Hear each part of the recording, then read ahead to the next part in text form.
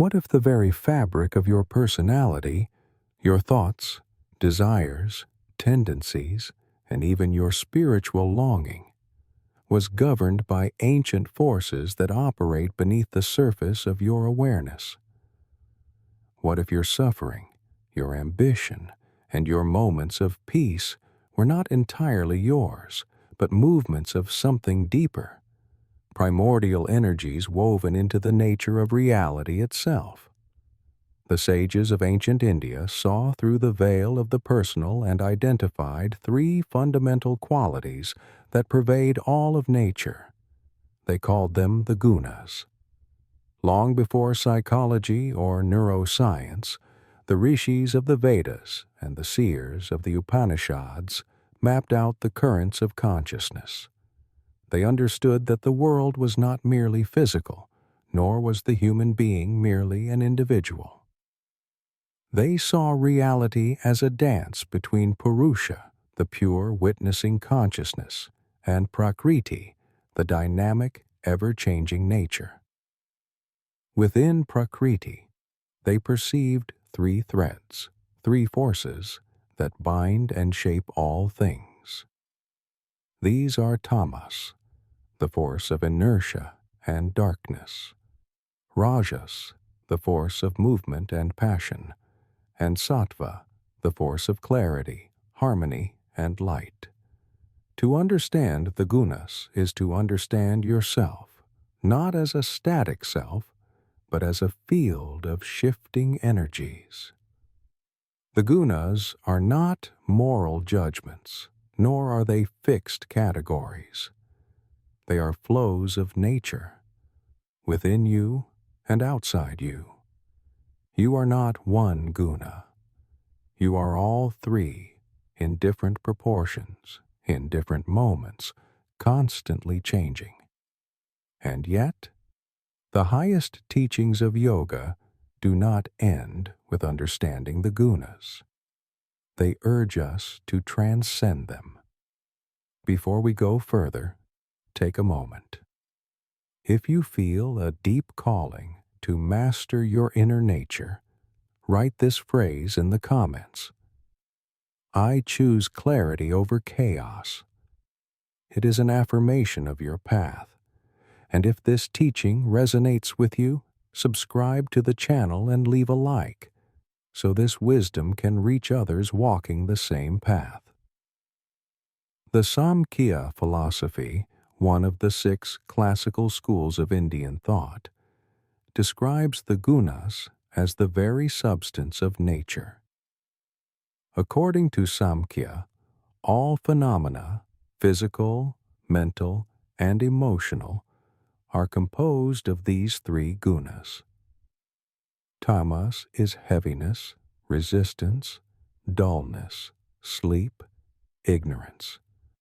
Rajas is activity, desire, restlessness, striving, ambition. Sattva is peace, balance, wisdom, joy, and luminosity. Each object, each thought, each mood can be seen as the result of the interplay of these qualities. The apple you eat may be tamasic, rajasic, or sattvic, depending on how it was grown, cooked, and consumed. The book you read, the company you keep, even the time of day, everything influences the predominance of a particular guna. In the Bhagavad Gita, Lord Krishna explains the gunas to Arjuna as the hidden architecture of human experience. He teaches that every action is born from the gunas, and that the soul, while pure and untouched, becomes identified with these forces through ignorance. A person dominated by tamas may be drawn to lethargy, addiction, or confusion. A person driven by rajas may appear successful, but inwardly burns with agitation and craving. A person living in sattva experiences joy, clarity, and stillness, but even sattva is a bond. The goal of yoga is not to become sattvic and stop there. The goal is to go beyond all three, to a state of pure awareness, uncolored by any quality. The gunas are not evil, nor are they enemies. They are instruments of evolution.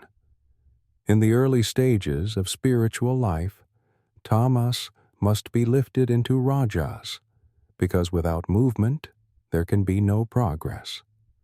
Then, rajas must be purified into sattva, because without clarity, there can be no vision. Finally, even sattva must be surrendered, for liberation lies in the transcendence of all qualities. The soul, or Atman, is beyond the gunas. It is the silent witness to their dance. To walk the yogic path is to first become aware of which guna is dominant in you right now. Are you heavy and sleepy? You are under the influence of tamas. Are you restless, filled with ideas, goals, and urgency? That is rajas. Are you calm, compassionate, and clear? Sattva is present. By developing the witness within, you begin to observe your own tendencies without judgment. This is the beginning of true mastery. The Upanishads, especially the Katha and Chandogya, hint at the subtle workings of these energies. Though they do not always name the gunas explicitly, their vision is the same. They describe the human being as composed of layers, or koshas, from the gross body to the subtle mind to the innermost self. The gunas move through the koshas, especially in the mental and vital layers. When the mind is clouded by tamas, even the highest truth cannot be received. When the mind is agitated by rajas, it grasps at truth, but does not rest in it. Only when the mind becomes sattvic, still, luminous, open, can the light of the self shine through. This is why all yogic practices aim, in one way or another, to cultivate sattva. Clean food, silence, solitude, prayer, mantra, devotion, selfless service. These are not rules, but methods to shift the balance of gunas in the inner world. Even external actions, such as the way you speak or walk or dress, carry the imprint of the gunas. Awareness is the key. A tamasic action feels heavy. A rajasic action feels urgent. A sattvic action feels effortless and light. Over time, the practitioner becomes sensitive to these vibrations. But there is a trap. Many seekers become attached to sattva. They begin to identify with being peaceful, spiritual, good. But as Krishna warns Arjuna, even sattva binds the soul to happiness, to purity, to identity. True freedom comes when even sattva is let go, when the mind no longer claims ownership of its qualities, and the self abides in its own light. Just as a bird rises through the air by flapping its wings, so the soul rises by using the gunas wisely. Tamas gives the ground to stand on. Rajas gives the energy to strive. Sattva gives the direction. But eventually, the bird must stop flapping and glide. The yogi must stop seeking and simply be. In that stillness, beyond all fluctuations of nature, beyond the mind and its gunas, the self is realized.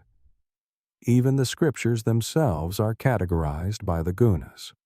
The Puranas, for example, are divided into tamasic, rajasic, and sattvic texts. This subtle classification reflects the deep understanding that not all teachings resonate with all minds. A tamasic mind needs strong stories and dramatic symbolism. A rajasic mind thrives on rules and rewards. A sattvic mind seeks formless truth. The spiritual path honors this diversity, while also pointing toward the same destination: transcendence.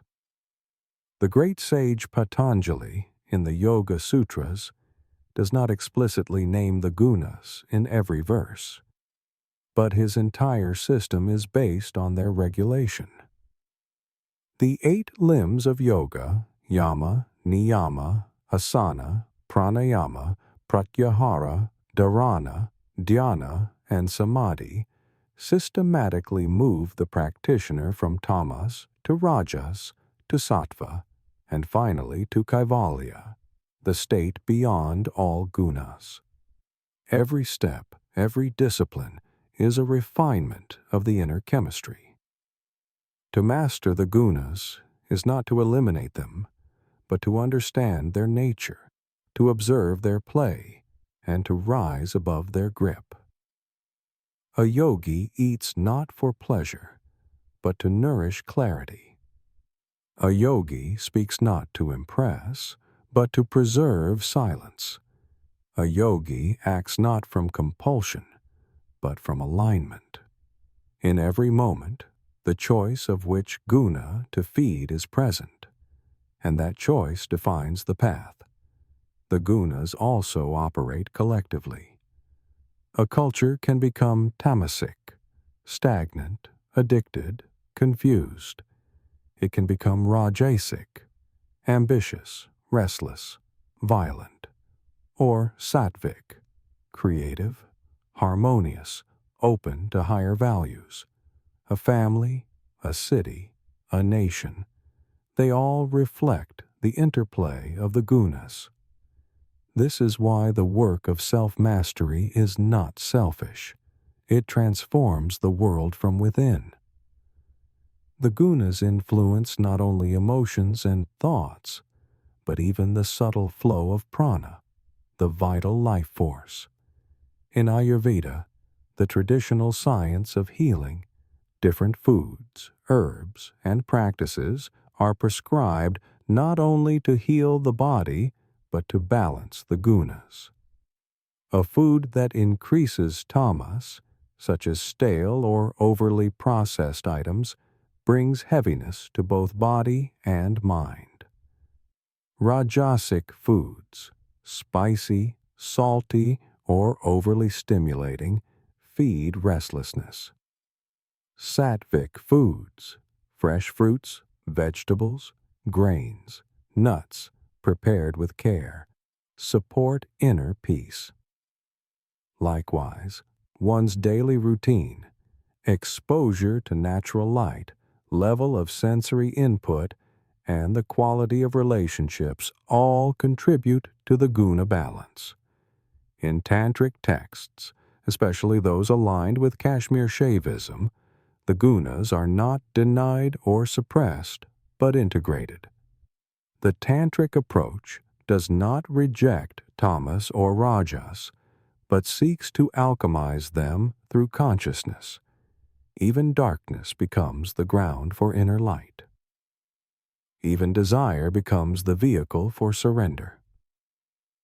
In this vision, the gunas are not obstacles to be conquered, but sacred forces to be transmuted. The practitioner does not flee the world to become sattvic. Rather, he embraces the fullness of life, turning every experience into a step toward transcendence. One of the profound implications of understanding the gunas is the recognition that personal transformation is not merely about willpower or discipline. It is about shifting the internal climate. Just as a seed grows naturally in the right soil, so does the spirit unfold when nurtured in sattvic conditions. The yogic lifestyle is not imposed from the outside. It is a gentle reorientation toward clarity, purity, and presence. In the beginning, it may require effort to resist tamasic tendencies or to moderate rajasic urges, but over time, the pull of sattva becomes natural. The mind begins to enjoy stillness. The heart begins to prefer truth over stimulation. The body begins to crave balance over indulgence. And yet, even sattva is part of nature. It is still a vibration, still a movement within the field of prakriti. The Upanishads point beyond this. In the silence between thoughts, in the awareness untouched by change, lies the self, unchanging, unbound, eternal. This is why Krishna urges Arjuna not merely to cultivate sattva, but to transcend all three gunas through the practice of inner renunciation and unwavering devotion. When a person sees action in inaction and inaction in action, when the senses rest and the soul watches, then the gunas no longer bind. This transcendence is not escapism. It is the highest participation in life. One who has gone beyond the gunas still acts, still lives, still serves, but from a different center. They are not moved by praise or blame, gain or loss, success or failure. The gunas may still move through their body and mind, but the self remains free, like a lotus untouched by the muddy water it grows in. This is the freedom described in the Gita, where Krishna says, "He who remains unmoved by the gunas, who sees them merely as forces acting in nature, and abides in the self, that one is fit for immortality." The journey toward yogic self-mastery begins with observation. You sit quietly and watch the mind. One day it is dull and sleepy, Tamas.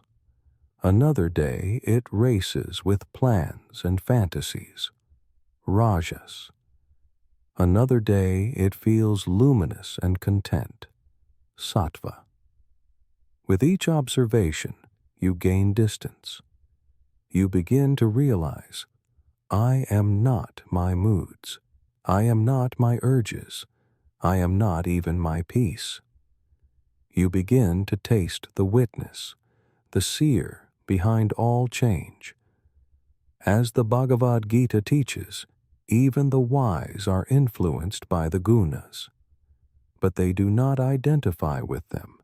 They act, but do not cling. They speak, but do not boast. They love, but without demand.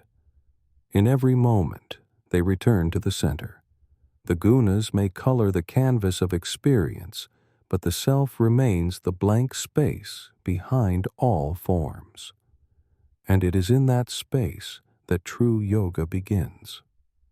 Many seekers ask how to live in the world and still transcend the gunas. The answer lies in detachment, not from life, but from identification. Eat, but know the eater is not the self.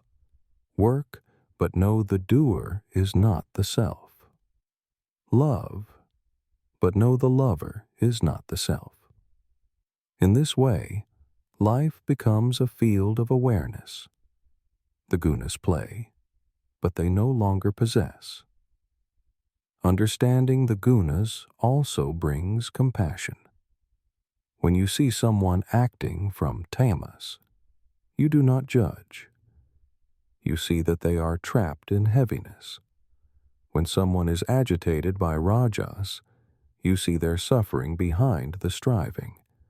And when someone radiates sattva, You feel the light without needing to possess it.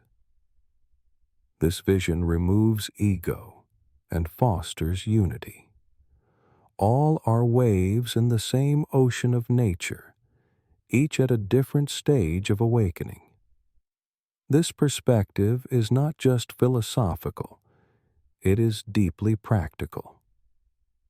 If you are feeling stuck, ask, what guna is active in me right now? If you are restless, ask, what am I feeding with my attention? If you are at peace, ask, am I clinging to this state? Slowly, you become a scientist of the self. You observe, experiment, refine, and one day, the observer and the observed dissolve into silence. The masters of the past, Vyasa, Patanjali, Yajnavalkya, and Shankara, all pointed toward this subtle science. They did not demand blind faith. They invited inquiry. The gunas are not beliefs. They are direct experiences, available to any sincere seeker. You need not belong to any religion or follow any dogma. Simply become still, become honest, and observe. The truth will reveal itself. To live beyond the gunas is to live from the soul. It is to act from stillness, to speak from silence, to love without fear. It is to know that nothing in this world can touch the essence of who you are. Not success, not failure, not praise, not blame, not even your own thoughts. The gunas may shape the movie of life, but you are the screen, ever untouched, ever pure. Let the knowledge of the gunas be your map. Let your awareness be the light by which you read it, and let the self, beyond all qualities, be your home. In the end, the journey of yoga is not about perfection. It is about remembering who you are, again and again, beyond the noise, beyond the play, beyond the gunas. If this journey speaks to your heart, take a moment to affirm it. Write in the comments, I am the witness beyond the gunas. Let it be a seed of remembrance. And if this teaching has illuminated something within you, support the channel by liking the video and subscribing for more. The wisdom of the ancient rishis is not lost. It lives on in us. Every time we choose awareness over habit, stillness over reaction, truth over illusion. Let this be your beginning.